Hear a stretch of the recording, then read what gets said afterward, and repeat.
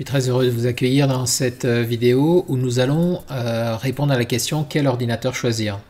En fait, derrière cette question se pose la question un peu angoissante de j'y connais rien en informatique, je me retrouve face à une quantité de choix possibles, quel est l'ordinateur qui me conviendra le mieux?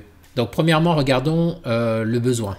J'ai identifié trois types de besoins. Un besoin normal et basique. En règle générale, ils ont besoin d'aller sur Internet pour consulter leur compte en ligne, donc essentiellement la banque, et puis les comptes administratifs, donc les échanges avec les administrations.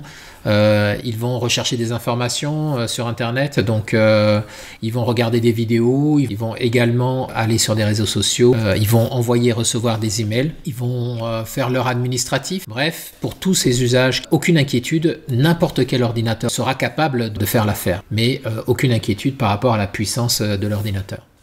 Alors, voyons maintenant si vous êtes une entrepreneuse ou un entrepreneur et que vous voulez acheter un ordinateur pour pouvoir travailler.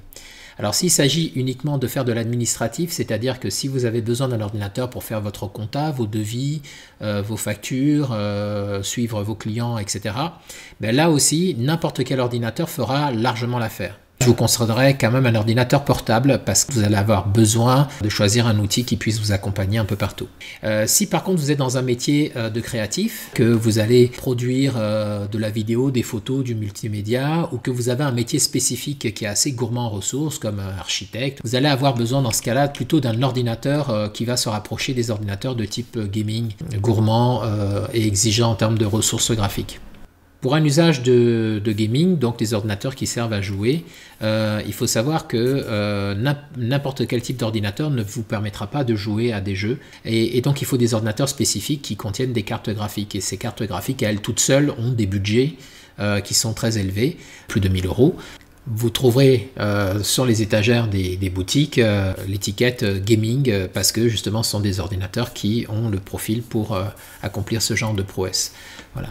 Donc trois usages possibles dans lesquels il va falloir vous situer, un usage normal ou basique, un usage professionnel ou un usage de gaming. Pour la question de l'ergonomie, si vous devez passer longtemps devant votre ordinateur, il faut tout de suite aller sur un écran avec un confort visuel suffisamment important, c'est-à-dire au moins 15 pouces. Et si vous êtes plusieurs heures derrière un bureau, vous allez penser aussi dans ce cas-là à vous doter d'un deuxième écran pour pouvoir avoir un confort visuel, et puis surtout pour réduire le temps que vous passez à switcher d'une fenêtre à une autre. Donc c'est intéressant de penser à un deuxième écran, et pas un clavier et une souris sans fil parce que ça va vous permettre de gagner de la place sur votre bureau. À côté de ça, on va parler de la mobilité. Est-ce que vous allez emporter avec vous votre ordinateur ou pas? Dans un cas typique de mobilité, il vous faudra un ordinateur portable. Si vous êtes dans l'extra mobilité, dans ce cas-là, non seulement il vous faudra un ordinateur portable, mais il vous faudra un ordinateur portable ultra léger et polyvalent. Donc on ira plutôt vers une gamme d'ordinateurs de type Ultrabook. Sinon, autrement, vous ferez le choix soit d'un ordinateur tout en un, soit d'un PC mini encombrement, soit d'une tour classique. Voilà, donc si vous êtes chez vous et que vous n'avez pas besoin de vous déplacer avec un ordinateur, ne prenez pas un portable, prenez un tout en un. Non seulement vous aurez un meilleur confort visuel, mais vous aurez tous les accessoires qui sont inclus dans l'ordinateur. Voilà pour la question de la mobilité et donc voilà pour la question du profil. Donc finalement, à la réponse définir son profil utilisateur, on commence dans l'ordre, quel type de besoin on va avoir. En fonction de ce besoin-là, on regarde l'ergonomie et puis surtout la mobilité. Est-ce qu'on va avoir besoin de se déplacer ou pas? Et ça devrait déjà définir le type d'ordinateur vers lequel on doit s'orienter. Ensuite, il y a la question du budget. À moins de 100 €, ça veut dire qu'il va falloir trouver autour de vous un ordinateur qui n'a pas rendu l'âme mais qui est très mal en point et le remettre à nouveau tout seul. Alors si vous avez moins de 300 €, que ce soit un portable ou une tour, vous pouvez prendre ce que vous voulez. Avec ce budget-là, en reconditionné, vous trouverez chaussures à votre pied. Si vous avez entre 300 et 800 €, dans ce cas-là, vous pouvez aller sur du neuf.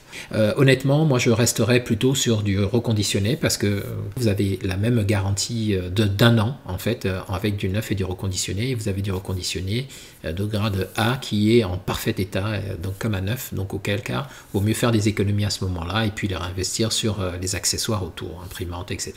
Si vous avez plus de 800 €, dans ce cas-là, vous commencez à avoir un peu le choix. Puis surtout des ordinateurs qui ont une pratique de jeu ou en tout cas de faire un peu de photos, de vidéos à ce tarif-là. Si vous avez plus de 1500 €, alors là c'est la fête. Vous avez l'embarras du choix et dans ce cas-là, vous pouvez vous faire plaisir. Voilà, donc le budget est déterminant. Donc quand on met de côte à côte le budget avec le besoin, finalement, voici le conseil et les différents conseils que je peux vous donner pour synthétiser un peu tout ça. Donc premièrement, si vous êtes un joueur, dans ce cas-là, vous pourrez prendre n'importe quel ordinateur, mais il faudra prévoir un budget au moins égal ou supérieur à 1500 €. Et vous allez directement sur des ordinateurs de type gaming. Si vous êtes un étudiant, dans ce cas-là, je vous encourage à aller sur un ordinateur portable reconditionné à 200 €. Ça fera très bien l'affaire pour pouvoir faire tout ce que vous avez à faire en tant qu'étudiant avec ça. Et je vous invite à aller donc voir ma vidéo où on achète un ordinateur à 200 € et où on l'installe. Si vous êtes salarié, vous pouvez, et que vous avez les moyens, vous pouvez investir dans un ordinateur à 600 € ou vous pouvez, donc en 600 € c'est un entrée de gamme à neuf ou à 600 € c'est un assez bon ordinateur déjà si vous êtes dans du reconditionné. Autrement, vous pouvez aussi vous rabattre sur un ordinateur pour les étudiants, un ordinateur portable reconditionné à 200 €. Si vous êtes à la retraite, vous pouvez aller sur un tout en un et c'est un budget à prévoir autour de 600-800 €. Pourquoi un tout en un? Parce que, je le rappelle, vous aurez un confort visuel et puis vous avez aussi cette barre de son qui est intégrée dans les tout en un qui vous permettra d'écouter votre musique avec une qualité sonore irréprochable. Si vous êtes un créatif, là, les choses vont commencer à se corser parce que ça va être pareil que pour un gamer. Vous allez devoir vous déplacer avec votre ordinateur. Par contre, vous aurez besoin d'un ordinateur assez puissant pour pouvoir utiliser des logiciels qui vont vous permettre de traiter du son, de la musique ou des vidéos. Si vous avez 4000 €, vous vous faites plaisir, donc voilà, une fois de plus. Et si vous êtes entrepreneur, ben là, dans ce cas-là, vous privilégierez un Ultrabook. Et dans votre cas, vous n'hésiterez pas à prendre une extension de garantie parce que les ordinateurs à neuf ou en reconditionné vont être garantis 1 an. Mais au-delà, il faut les couvrir par une assurance supplémentaire parce que les ennuis arrivent toujours après la première année, malheureusement. Voilà ce que je voulais vous dire dans cette vidéo sur la façon de choisir votre ordinateur. Je vous remercie d'avoir suivi cette vidéo et je vous dis donc à très bientôt dans la prochaine vidéo.